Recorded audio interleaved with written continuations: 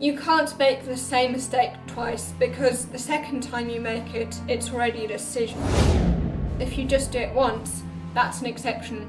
However, if you've already done it twice in a row, that already starts becoming more or less a pattern, a habit.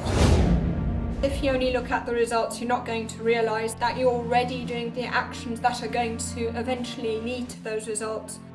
Have you ever experienced this? You've set a New Year's resolution and not too long after you've already fallen off track. But why is it that we fall off track so quickly?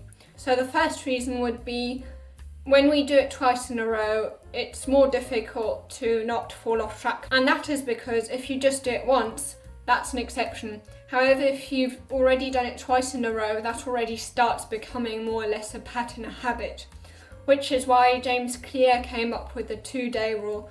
Basically, if you miss one day at the gym, then at least make sure that you go the next day so that it's an exception and not a habit.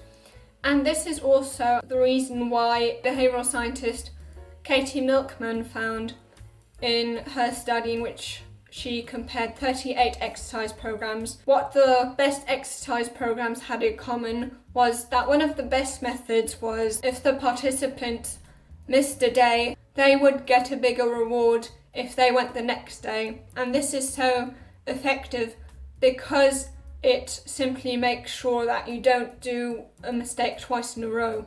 You can't make the same mistake twice because the second time you make it, it's already a decision. And then the second reason is that we always think that we fall off track.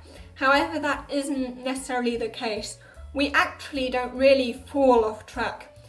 We actually rather drift away. And that is because the results don't appear immediately. We don't notice at first that we've fallen off track.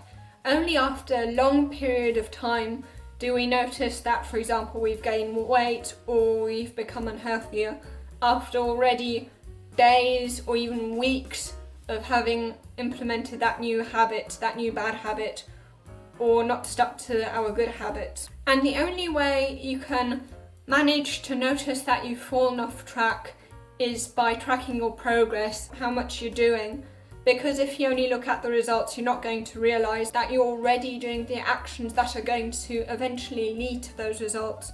And then only when it's already very difficult to get back on track will you notice. And then the third reason is that many people try to rely on willpower. They ignore the fact that our environment really affects our behaviour a lot, and they just tell themselves that they simply won't do it, that they're going to just be disciplined and power through. With bad habits, you want to increase the friction between your intention and your action, whereas with good habits, you want to decrease that friction. And the reason why relying on willpower is going to make it way more difficult for you due to decision fatigue. The more decisions we make, the less energy we have, and that is because of our brain region called the prefrontal cortex, which is there for decision making and planning and all those executive functions.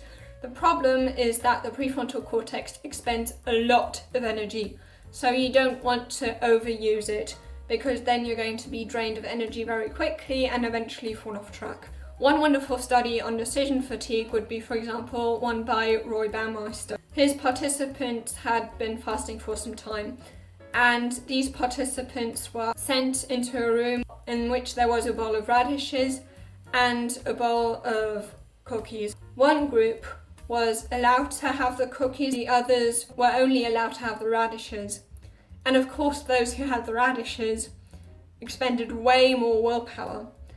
And then after they had been in this room, they all were assigned to try to solve some puzzles, and they were told that this was to test their intelligence.